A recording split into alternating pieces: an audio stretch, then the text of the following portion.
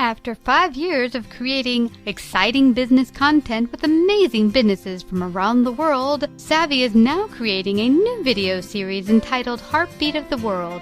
This series will feature experts from around the globe. We will highlight and discuss some of the greatest challenges facing the U.S. and the world.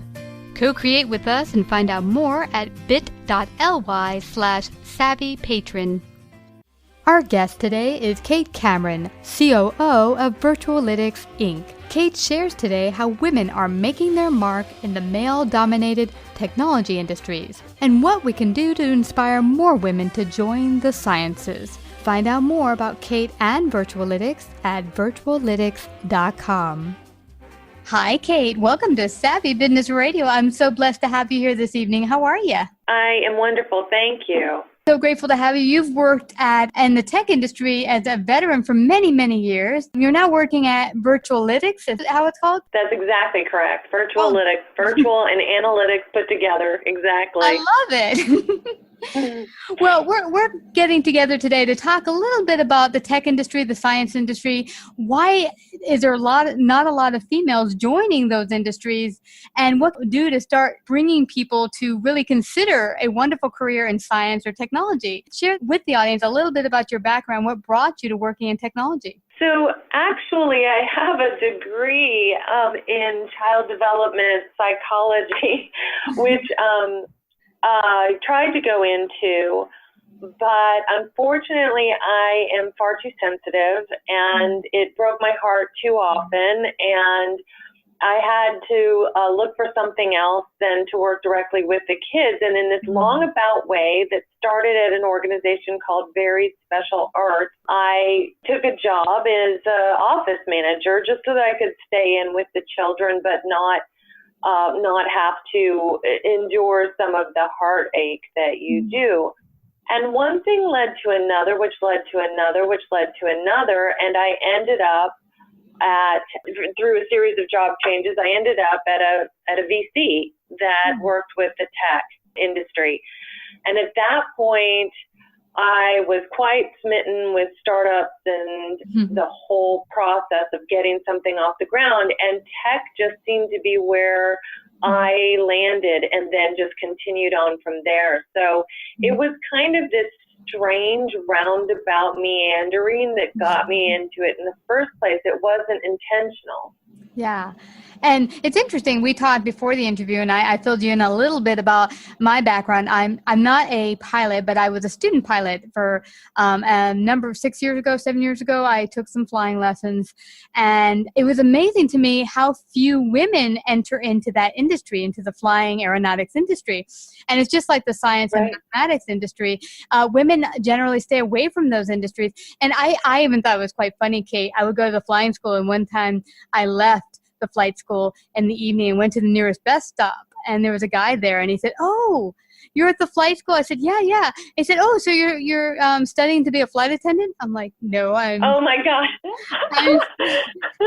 I'm studying to actually fly the airplane." But I thought it was funny because his first initial, and this was just 6 or 7 years ago, his initial response is, "You must be at the flight school to learn to be a stewardess or a flight attendant, not to fly an airplane."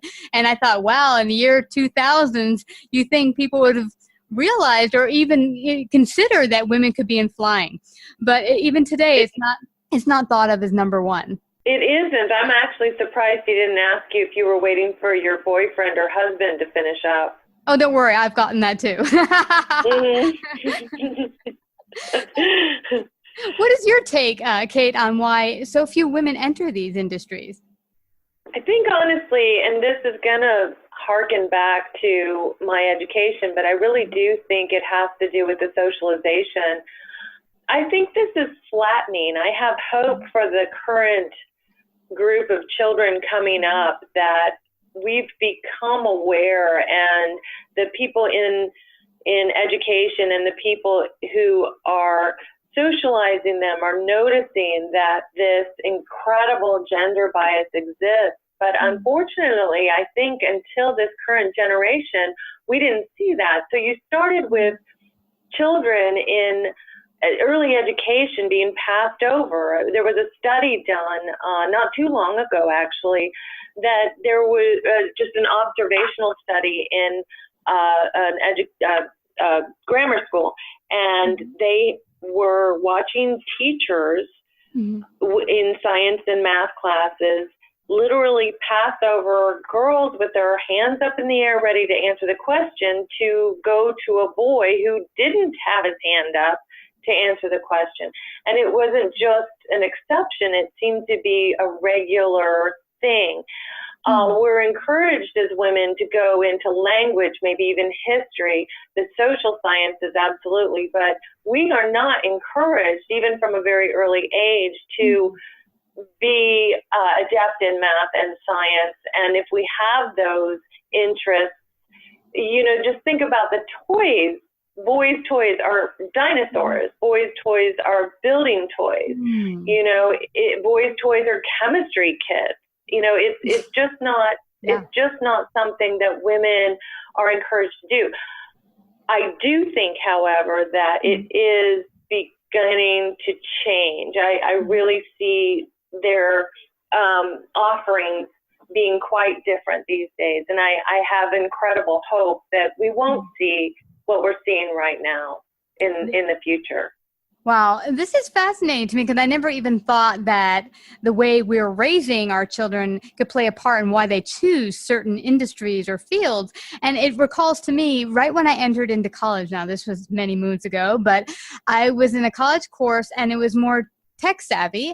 And I remember every time, and it was just like you mentioned, now this is college, not grammar school, but every time he would ask for, someone to give a response and, people raise their hands, he never picked any of the women, only the guys. And, right. And I'm a loudmouth, so I just I don't wait to be called. I'm just like, do you mean so-and-so, professor? He's like, and it was funny because in that specific class, I recall him, finally acknowledging me because I spoke up, and he said, well, that's very good. And then he winked at me, which I'm sure he didn't do to his middle. Right. Right. Yeah. So that even as you grow through the schooling, that continues, that rearing and the way we socialize our children, it continues all the way into college. Wow. And I do believe that counselors are sometimes well-meaning, but guide us to be very discouraged. Yeah. I like to write, and when I was in college, I was on the newspaper, and that's a funny story. I wrote for the sports section, and the first assignment I ever got was to write about the cheerleaders. But I thought I would go into journalism there for a moment, and I was discouraged. I was told that basically if I ever wanted to have, a family or a lifestyle that I could raise a family in, that journalism was not the way to go, because you have to basically claw your way to the top and get no pay whatsoever for a long time, and a woman just can't be in that position unless she's married and kept. So it was quite a conversation to have with a counselor that early on. And then when I said, okay, well, I'll go back to my focus in psychology, and they asked if I would rather transfer to a different school because theirs was a hard science psychology, and I might prefer an arts psychology degree. So, that bias is just there all over the place. And I think if you hear from a counselor who's supposed to have, your back, and is supposed to be raising you up and helping you become everything you dreamed of in college, is telling you, that's a bad route. Ooh, also that one might be too hard. It's hard not to listen. Yeah. And it's funny, Kate, when you say this, it makes me smile, because when I was a kid, I really, really liked building things. So I wanted to go into woodworking, which was only for the boys at the time when I was in Virginia. No girls could take that class, but I petitioned to take it, and they said, no, you'll saw off your arm if you take it because you're a girl. And then when I wanted to enter into the lab, and I said, can I, do the Bunsen burner and the experiments? They were like, no, you'll blow up the room. And I love the way I'll blow up the room, but they don't think the boys will blow up the room, which it's very. That's what I'm saying. It's just amazing, and I don't know how much that's still happening. I pray it's not. I have noticed in the elementary schools it's not as much. Oh, that's good. And I have noticed, like I said, the offerings for the toys for the kids is starting to become more gender neutral, but man, it's just starting. And I think that lands us in a place where not only are women socialized to believe that they are, less, or they aren't going to accomplish much, or they shouldn't try too hard, or, ooh, that one might be too hard for you, that kind of thing. I think also the men are socialized to see us that way. We're sending that social message that way as well. Yeah, it's fascinating to me. And I recall that you had mentioned that one thing that women don't do as well is they don't step into kind of asking or taking what they want, deciding that this is where I want to go, going in that direction, and saying, hey, it's okay for that. I think men are kind of conditioned, go in the room, you get a deal on the table for a job. Oh, okay, that's where I start. Okay, then I want, 70 grand instead of 50. But women are like, oh, okay, 45,000. Okay, that sounds good. Right. No, it's absolutely, because what is the alternative? If we come off too assertive, we aren't looked upon very well. If we come off too amenable, then we often are taken advantage of. And that's probably true for men too, but I don't know about the former. I don't know that if men come off assertive, as you said, no, I'm not going to get paid that, I will get paid this much. Other men, other people admire and respect him. Yeah. But I think it's very, very difficult as a woman to find that place where you're saying, I'm worth this, I'm this good, these are my talents, without sounding audacious or overly assertive or, other words that I'd rather not say on the radio. And so it's very difficult to navigate it. I've learned that being nice gets me much farther, but it's not as if I didn't pay for being nice sometimes. I love that point you made, because I recall many years ago, for many years, I worked in high corporate America, really high-end jobs in finance, working with CEOs, controllers, presidents, and sitting in the boardroom sometimes. I found myself acting just as a male, because most of the people at the table were men. I was very few times were there any women besides me.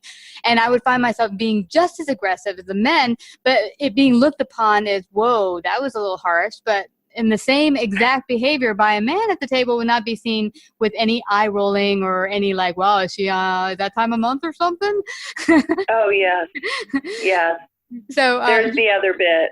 There's the other bit right there. Exactly. Why are we bringing that up? So where do we even begin as a woman in a high-powered corporate job or tech or science? How do we even begin to get taken seriously in these jobs and act feminine at the same time? Because, the one thing I found, I was losing my femininity sometimes in these jobs by actually trying to put on the male energy too much. I think that's common. I think that's, especially in corporate America, that's incredibly common. And I see it all over.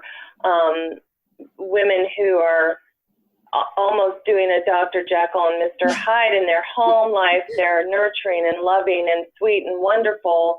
And in the business, they've just gotten this harsh, hard side to them that isn't fitting them very well. It's not to say that you can't be that if that's who you really are, but it's almost like they put on a jacket and with it an attitude and with it a shell. And I think they found that that's how they can navigate it. I think some of that shell that people put on to protect themselves from being hurt by what we know people are saying and thinking about us, but we want to succeed alongside our male counterparts. So we have to somehow let it roll off our backs. And I think that that's what comes of that, when what you described as kind of putting on that persona. I think what I have found that I could give advice to someone is, there is a truth to being yourself that is very attractive. Somehow people are drawn to people who are very uniquely themselves and very genuinely themselves. And I think when you can just trust that you've gotten the experience and the expertise that you need for what you're going after, then you can come in and be genuinely you and ask for that, and even demand it if that's what your personality allows. That's one of the reasons why I say, be nice, because I think it does sometimes take longer for a woman than it is going to for a man. But I think when you come in and you make genuine friends as you work your way up, those people will lift you up. And that's what I have found, is when you try to put on the personas of something else, and when you try to, that thing, I don't know if all women do it, but my God, I do, where you're falling asleep and then you're going over something you said during the day and you wish to God you'd have said it differently. Yes. and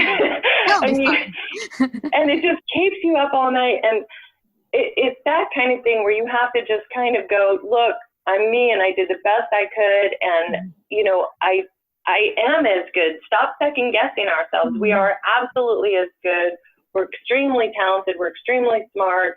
And just because we said something that maybe somebody took frivolous, don't let that second guess yourself. Don't let that keep you up at night. Just because you said something that somebody else might think that was harsh or too assertive, don't let that keep you up at night, because ultimately they aren't thinking that much about you. And I think that when we internalize that, that's when we start failing. So I really, I stress that you should just be genuinely yourself, know you're good, know you're confident, make friends along the way, because they will boost you up. Make as many friends as you can, because you never know who. You never know who. We'll be right back after these messages from our sponsor, Neopost. Think about all the time small businesses spend to process and send mail and packages. If we spend just 15 minutes a day doing it, that's more than 7 full days a year focused on mailing and shipping. That's crazy! I recently spoke to Neopost, and they told me one of the smartest things to start doing today to save time and money is to use the IS-280 postage meter to handle all our mail processing without ever leaving my office. The IS-280 weighs, then automatically tells me what postage amount my mail or package needs. Not only do I pay 6% less to send first-class mail, but time is also saved by not having to run to the post office for postage. The IS-280 truly lets me spend more time managing business and less time managing mail. For a limited time, our listeners can get up to 6 months free by using the promo code SAVVY. Visit neopost280.com/savvy and enter your zip code to see if you qualify, followed by the promo code SAVVY to lock in 6 months free. Wow. That is fabulous advice. It took me until probably my mid-40s to do, just as you're saying, to be authentic and my real self without having to worry I have to be super masculine in the male-centric corporate world, because now I'm a consultant and I go into big corporations. And now I'm totally okay walking in as myself, not thinking I have to be very male-oriented. But it took a long time to get there. And I like the fact that you mentioned being nice, because I think we confuse being nice with being weak. And that's not the same thing at all. You can be a nice person without having to be, because in my 20s when I managed, I wouldn't want to be me. I wouldn't want to be someone working under me in my 20s. I was mean. Mm-hmm. Yeah. Well, yeah. I mean, I think that's why. I mean, I don't think anyone would have faulted you for that, because you were just trying to make it. And, but I think that's why. And I've never been a man, so I can't speak for them, but I just don't think that men do that. I don't think that they feel like if they're mean, it's just because they are, right? I don't feel like they feel the necessity of I have to just be very stern and I have to be very strong, and I just don't think that they feel the need to put that persona on unless that's just who they are.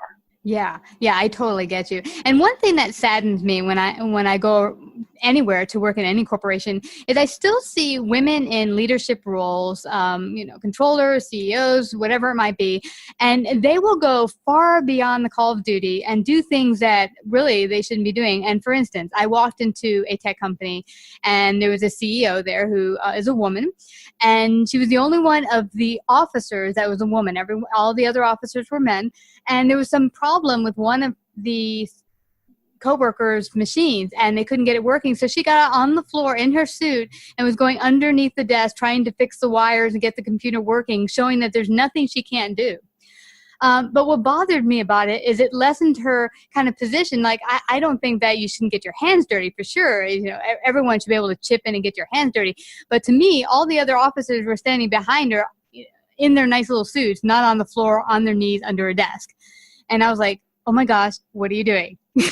Get someone to help you with that. But, I see women do that all the time because they always kind of feel, at least from my perspective, that they're just not enough. And that bugs me to see women doing that. It's a superwoman. Yeah. It is. It's absolutely the superwoman. and I think that a lot of times we do things like that just because we're so accustomed to just handling it. I don't even think we think twice. Yeah. We're just, there's something wrong. We're just going to handle it, And so I think it's an automatic thing. I had one gentleman that I worked with at another startup who gave the greatest advice to he was just sharing a story. He was giving advice to a woman that was coming into his company. And he said, never get anyone's coffee. And at first it took me a minute to understand why that was the advice he'd given her. But after a minute of thinking of it, I thought, wow, that's kind of profound coming from a gentleman, to tell a woman, never get anybody's coffee. Because a startup, we do everything, right? You have to just do everything. There's no room for pride. And but I do understand why he said that to her, because while she might be running errands and doing all kinds of things as part of her job, the act of getting someone coffee is exactly what you were just describing. Everyone else is going to stand around and see her underneath the table, and doesn't that put her in a literally lower position? Yeah. And I think women don't think twice, because it's, if something needs to be done, the coffee needs to be got, then we'll get it. Exactly. Yeah. But I thought that was really interesting that was the advice he gave her. Yeah, and it's great advice. It's great. You don't think about it. There was I've been a kind of ballsy person in corporate, and it was funny. One of my bosses, he was a male boss, and he said to me, I'm buying everyone coffee, and I was busy on the phone. I said, okay, can you get me a blah, blah, blah, one sugar? And he's like, I'm not going to get it for you. I'm buying it. You're going to get it. I'm your boss, in case you forgot. Right. But I don't know if a woman boss wouldn't have just run out and got it. Exactly. I probably would have myself at that time. It's quite funny. But have you also noticed how some of the roles we play in our corporate jobs or tech jobs or whatever it might be also play a role in our relationships with our family and our husbands and spouses? Because I found when I was being very male-centric in my corporate world, I would come home and my boyfriend or significant other was like, can you turn off the man? I'd like to be with with the female. Yeah. Or if you're out and you're like you're taking hold and say, oh yeah, I'll take that table over there, and you just start playing the male role, and it becomes like it's hard to switch off roles. Do you find working with women or yourself found that you're now able to just stay in the woman role at the same time be strong? Yes, I think that that's something we can do very, very easily. Mm-hmm. I do think that some people struggle, because you're, again, that shaving off part of you that's not real. Yeah. It either has to stick all the time, like a character actor, or it has to shave off, and then sometimes you're overcompensating. And it hurts, it hurts to live a ingenuine life. So, but yeah, I think that society has allowed a little bit more of the strong woman to thrive in our personal lives. I'm not sure how far we've gotten. There are certainly pockets like the man I was just speaking of, and certainly here at Virtualitics, it's wonderful and very, very, very equal footing for all of us. But I know that so many places in the corporate world are not like that. I do think that society, at least in micro pockets, are allowing more for a little more tolerance. Absolutely. What would be your advice to a young woman just maybe entering college or leaving college, and they're about to enter into the workforce, maybe in something having to do with tech or some male-centric area? What would be your advice for her entering into the world? Tech specifically, don't let any valid roadblocks exist. So what I mean by that is, we in the tech industry are often looking for a particular language or a particular skill or a particular skill set. And I think if you are coming into the tech industry and you can't have learned it all, and it all changes very quickly, but to stay as abreast of the new technology as you possibly can, learn everything you can, so that when you're going out into the job market, you're not getting shut down because you haven't been exposed to this technology or that language, or you don't have this skill, or you've never even heard of it. Because I think that momentum, when we start out, is often so damaging to our psyche. So you go out there and you're getting legitimately told no, but you start internalizing the no to it being about you and not about the lack of some legitimate skill set. So I would say to anyone in college or coming out of college or starting their career or changing their career, to learn as much as you physically can. Just read trade magazines, read anything online you can, find out as much as you can, get a mentor. That's always a really good place to start. A lot of people are very, very happy if you reach out to them to mentor you. If you just notice someone is, has a position at a company that you're interested in, to just reach out and ask them for mentorship or just advice. This is all very important, because what I think is too frequent is that there's going to be a real reason why you wouldn't get that job you loved to have, and then you go for another, and again, there's a real reason why, but we just internalize it. And so don't let that be an option. Learn everything you can. I love that. And I love that you say that, and don't let that stop you, but learn everything you can. We had someone on our show about 2 years ago who had been in Microsoft for many years and then decided she wanted a whole new career as a mechanic. And she said, I know it's crazy, but I love working with my hand. I want to be a mechanic. At the tender age of 40, she went back to school and has now gotten a terrific job after, I don't know how long it took for her to go through the training, but she now has a job at a really big company doing exactly what she wants to do. And it's her second career. And yeah, it's never too late. So if you have that passion, go for it. Learn everything you can about it and go for it. Yes, absolutely. Yeah. And where can people find out more about you? Do you have a website people can check out? Well, my company can be found at virtualitics.com. Okay. are on Facebook, and we are on LinkedIn, and we are on Twitter.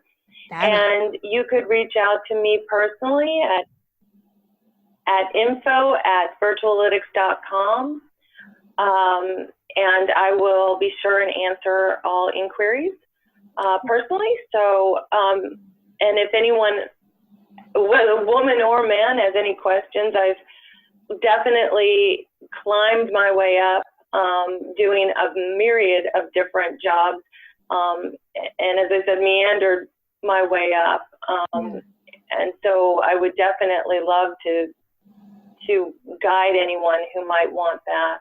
Yeah. Well, it's a process. It's a journey. It's a never-ending, wonderful journey. I think people think. Yeah, I think people think, I got there, I have to get there. But you know what? Let it be your life journey. And it's funny, for years I used to think, oh, when I get to success, when I get to CEO or controller or president, then what? You should hope there's always something then what. You don't ever want to be done. I think it was Placido Domingo said, if you think you've reached everything you want to reach, then there's only one place to go, and that's death or, down. And we don't want to die, so just keep going up. Yeah, well, and let everyone know really quickly. I'm curious, what does Virtualitics do? Just share that with everyone.